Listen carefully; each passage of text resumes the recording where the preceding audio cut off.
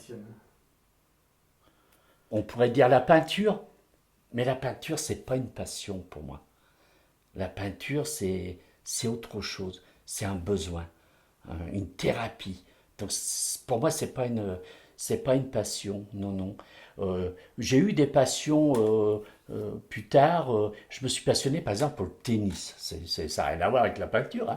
Mais j'ai vraiment été un passionné de tennis. J'étais obligé d'arrêter pour le dos. Aujourd'hui, une de mes passions, c'est la musique classique.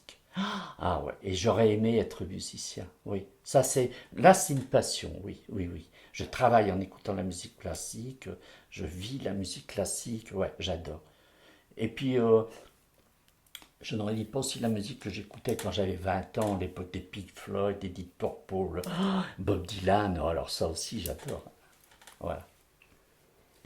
La musique, oui, c'est une passion. J'aurais rêvé si, pour revenir à ce que je disais tout à l'heure, un de mes rêves d'enfant, c'était d'être batteur. Parce que je ne connaissais pas la musique classique, hein. Mes parents écoutaient Edith Piaf, Maurice Chevalier. Mais j'adorais la batterie. Je me fabriquais des batteries avec des gros barils de lessive, des baguettes en bois, et je jouais de la batterie dans ma chambre. Voilà. Et je pense que j'aurais été doué. Ça m'est arrivé une fois ou deux de toucher à une batterie, et on m'a dit, ouh là là, toi t'aurais été bon. Oui, j'aurais aimé être batteur. C'est drôle. Ouais. Et tu n'as jamais eu l'occasion de pouvoir approcher la musique en tant que praticien, par exemple? Non, parce que j'ai décidé très très jeune de me consacrer à la peinture et de faire que ça. Et je rencontre autour de moi beaucoup d'artistes qui font de la peinture, la sculpture, de tout, mais finalement on n'arrive pas à un résultat intéressant si on se diversifie. Il ne faut pas se diversifier. Il faut se polariser sur une chose et j'aurais aimé. J'avais fait une tentative, j'avais commencé à apprendre la flûte, puis je voyais que ça prenait le pas sur mon métier, j'ai arrêté. Mais voilà, Parmi tes créations, quelle est ta plus grande fierté? je devrais dire mes enfants, hein, ça c'est. Mais bon, je les mets à part, c'est une évidence. Mes enfants, oh, je les adore, c'est vrai. Mais j'ai du mal à être fier. Je crois que je suis resté quelqu'un de très humble. D'ailleurs, j'ai du mal à me mettre en avant.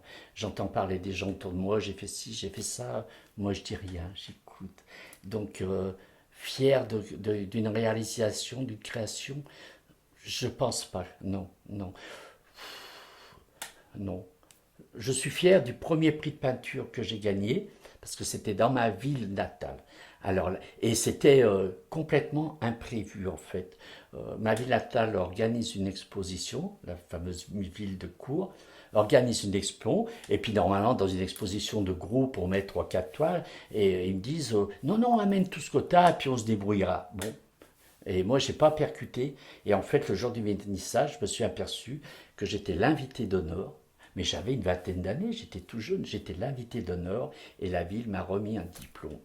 Et il y avait ma maman avec moi, mon frère aîné que j'adorais et mon papa venait tout juste de nous quitter. Donc j'ai eu une grande pensée pour lui et ça, oui, j'en suis très fier de ce prix. Oui, parce que ma maman a été là pour y assister et mon frère aussi. Ouais.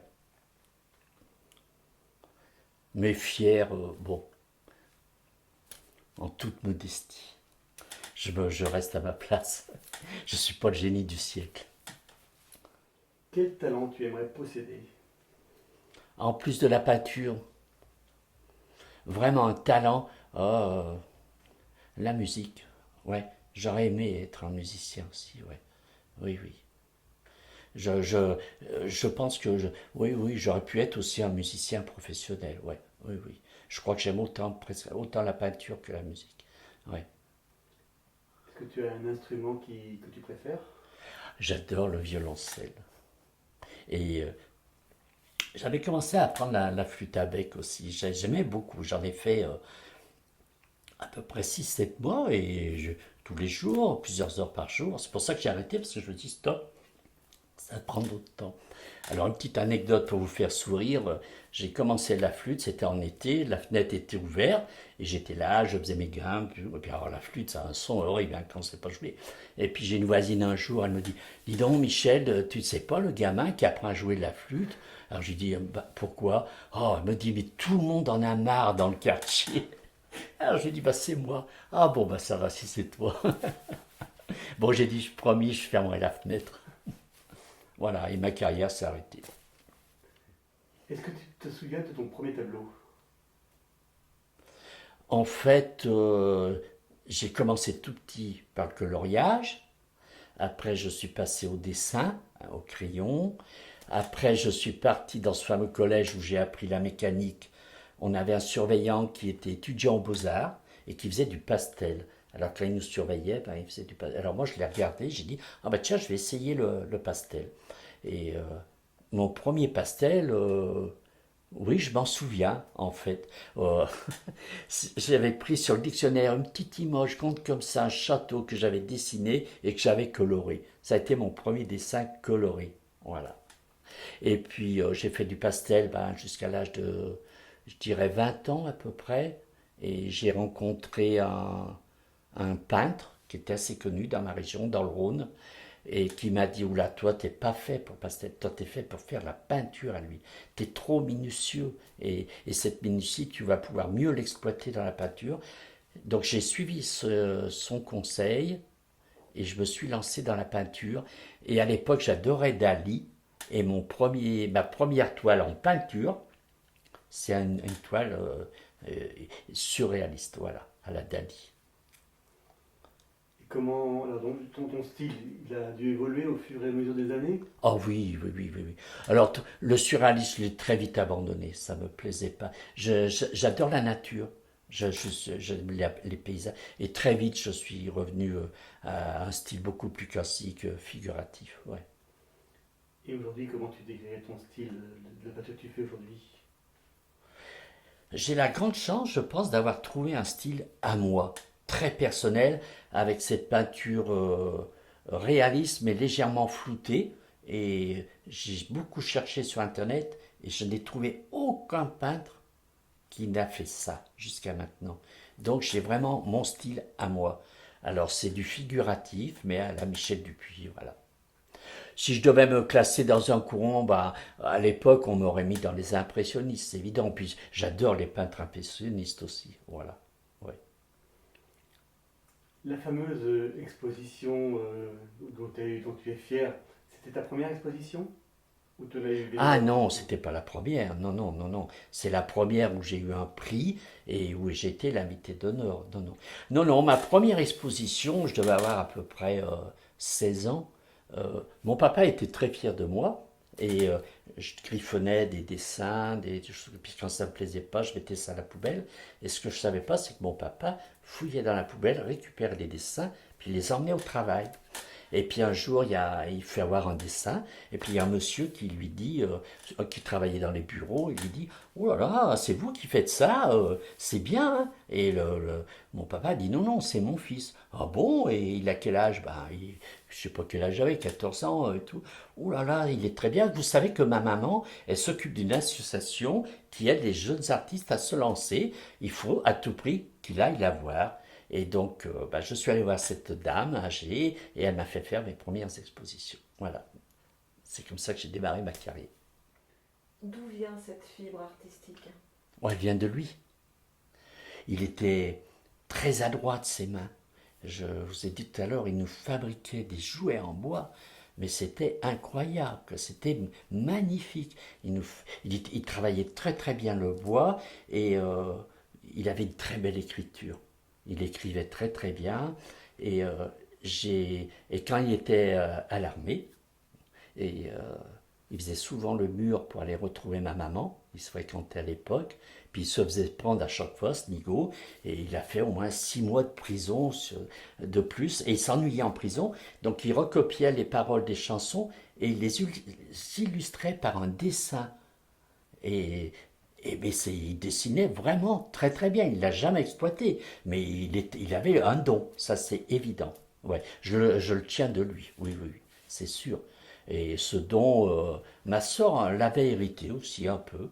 Et mon fils, qui ne l'exploite pas du tout, est très très très doué. À mon grand désespoir, il ne l'exploite pas, mais ça fait rien, tant pis. Plus tard. Mais c'est mon papa, oui, ça vient de lui, oui, oui. Est-ce que tu peux nous raconter un moment de grande satisfaction professionnelle? Oh, je pense que c'est dans la peinture, hein, ouais. Euh, Ma première vente, bien sûr. Alors celle-là, ça a été... Et puis je débutais en plus, c'était mes premières expositions, hein. Il n'y a pas beaucoup de peintres amateurs qui vendent. Alors que moi, très très vite, j'ai toujours vendu. Donc ma première vente, oui, et je m'en souviens en plus. Je l'ai vendu à un de mes anciens camarades de collège de sixième ou de cinquième en plus. Ça représentait un petit garçon à côté d'un gros Saint-Bernard. C'était un pastel. Et, et je- et donc j'ai l'article de journal, voilà, sur ce tableau, et j'ai la photo de la toile, voilà. C'était un pastel. Donc ça, je m'y attendais pas du tout, hein. Ouais, vraiment pas, hein. Ça a été une grande satisfaction. Mais je crois que la plus grande, c'est un prix que j'ai gagné. Euh, il y avait une ville qui s'appelle Charlieu, très jolie petite ville dans ma région, et toutes les années, il y avait un grand salon de peinture qui mélangeait artistes amateurs et professionnels. Et il y avait le prix du public, c'est le public qui votait. Et normalement, c'est les professionnels, hein, qui gagnent. Et là, cette année-là, c'est moi qui ai gagné et personne ne me connaissait. Michel Dupuis, mais c'est qui? Et j'étais très heureux parce que les peintres professionnels ont été verts de jalousie. Il n'y en a pas un qui est venu me féliciter. C'est terrible, hein? Mais j'étais très très fier. Et après, quand j'y suis retourné quelques années après, alors là, les regards avaient changé. On me reconnaissait après. Et j'y suis retourné peut-être 15-20 ans après. Et je me suis présenté à l'entrée. Bonjour, je suis un ancien... Ah, mais oui, oui, Michel Dupuis, oui, bien sûr, on se souvient de vous. Ça avait marqué les esprits qu'un amateur gagne le premier prix, quoi. Quel rôle social tu penses tenir dans la société? Aujourd'hui, moi, je suis non, je vends du rêve, voilà. Et c'est très très bien. Je pense que les gens, ils en ont besoin. Ils rentrent dans mon atelier, ils repartent, ils me remercient pour avoir passé un bon moment. Voilà, je vends du rêve et je pense que c'est un très très beau métier. Tu arrives à vivre de ta peinture?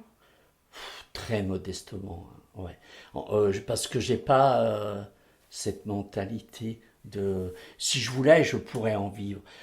Si je faisais des petites toiles en série avec les touristes qu'on a, des petites toiles à 30 euros, 40 euros, et je ferais des marchés, je pourrais en vendre comme il faut à Montparnasse, etc. Mais moi, non, non. Je veux faire ce que j'ai envie. Tant pis si je gagne moins, voilà. Alors, bon, en vivre vraiment, non, non. Là, au début, j'en ai vécu parce que j'étais au départ chômage, et aujourd'hui parce que je touche ma retraite, voilà. Ou alors il aurait fallu que je mette le pied dans le monde de l'art, plutôt que je me fasse queuter vraiment bien avant. Là, oui. J'aurais exposé dans des galeries, mais ça m'intéressait pas. J'avais décroché, une fois, j'aurais pu décrocher un contrat dans une galerie. J'avais exposé un portrait, le galeriste m'a dit, on a beaucoup de mal à trouver des bons portraitristes. Si vous voulez, on signe un contrat pendant 2 ans. C'était assez juteux, hein, financièrement. Mais alors, pendant 2 ans, vous ferez que des portraits. Ah, j'ai dit non, non, non, c'est bon, non, tant pis. J'ai connu une peintre à Pézenas qui a fait ses terreurs, qui a signé pour des natures mortes. Ça faisait 2 ans qu'elle peignait des pommes. Elle me dit, si tu savais que j'en ai marre, j'en peux plus. Heureusement, ça j'arrive à la fin. Ouais. Non, il faut avoir un âme matérialiste pour faire ça, que je n'ai pas.